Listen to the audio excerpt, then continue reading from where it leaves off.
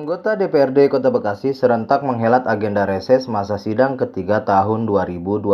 Agenda berlangsung dari tanggal 5 sampai 6 Desember 2020. Salah satu anggota DPRD Kota Bekasi dari fraksi Demokrat, Abdul Rojak, melakukan reses di wilayah Margahayu, Bekasi Timur. Pria yang akrab disapa Bang Jack ini menyerap aspirasi warga di beberapa titik di Margahayu. Dan masyarakat, kata Jack, masih dominan mengusulkan terkait infrastruktur berupa perbaikan jalan lingkungan dan saluran drainase untuk mengurangi dampak banjir. Tak hanya itu, pria yang dikenal lugas dan tegas dalam bertutur ini pun mendapatkan keluhan masyarakat dalam hal pelayanan administrasi dari aparatur pemerintah Kota Bekasi. Kedepan, Jack yang juga ketua Komisi 1 ini akan terus melakukan pengawasan serta meminta agar aparatur pemerintah Kota Bekasi untuk terus meningkatkan pelayanan kepada masyarakat Kota Bekasi. Tak hanya itu, dalam agenda reses ini pun Jack mengatakan hubungan antara eksekutif dengan legislatif terus semakin membaik.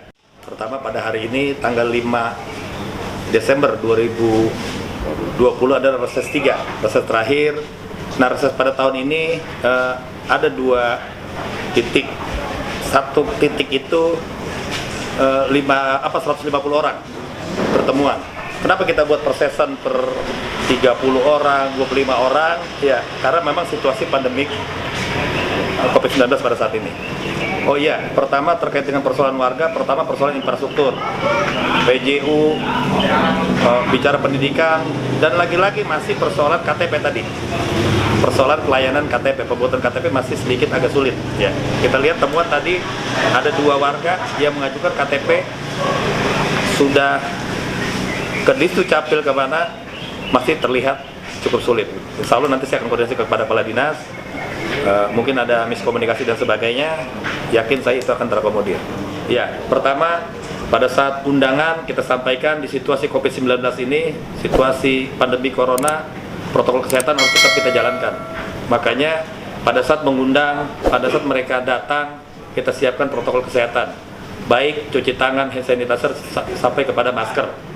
Dan kalau warga yang tidak sempat membawa masker, kita siapkan juga maskernya. Pertama, infrastruktur ya. Kedua, terkait PJU, penanganan banjir alhamdulillah.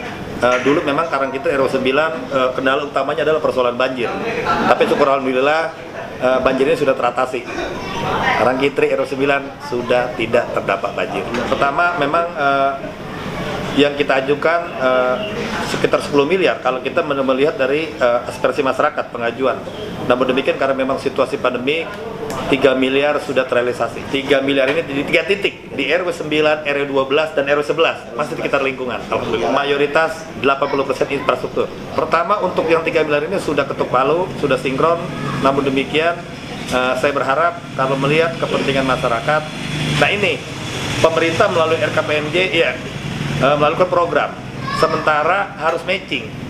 Situasi masyarakat kadang-kadang bicara infrastruktur. Kenapa sih kalau kita reses itu paling banyak persoalan infrastruktur? Karena memang suka tidak suka Kota Bekasi masih minim infrastrukturnya. UMKM perlu. Namun demikian, skala prioritas infrastruktur. Kalau infrastruktur sudah baik, baru kita mengarah kepada UMKM. Bukan berarti mengabaikan UMKM. Gitu. Pertama, saya berharap ke depannya di 2021 bicara aparatur pemerintahan Kota Bekasi bagaimana bisa melayani masyarakat dengan baik. Itu. Kedua, bicara infrastruktur bagaimana tertanggulangi sesuai dengan APBD yang ada. Ketiga, bagaimana perekonomian kembali pulih, keamanan, bagaimana Kota Bekasi menjadi kota yang ihsan. Gitu.